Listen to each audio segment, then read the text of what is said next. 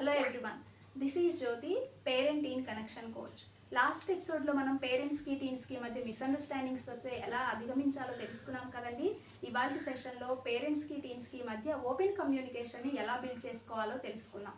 First point వచ్చేసి, చాలామంది పిల్లలు తమ తల్లిదండ్రులతో కొన్ని విషయాలు షేర్ చేసుకునేటప్పుడు తల్లిదండ్రుల మధ్యలోనే ఇంటరప్ట్ అవుతూ ఉంటారు. That is wrong. ఇంటరప్ట్ అవ్వకుండా ఓర్పుగా వాళ్ళు చెప్పింది వినండి.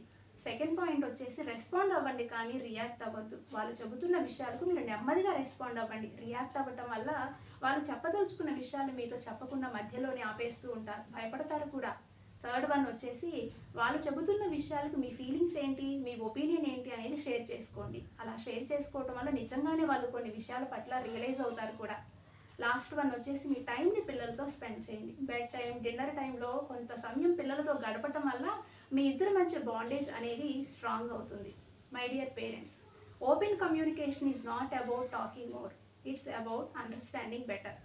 ఎస్, ఈ వీడియో కనుక మీకు నచ్చినట్లయితే లైక్ చేయండి, షేర్ చేయండి, నా ఛానల్ని సబ్స్క్రైబ్ చేసుకోండి.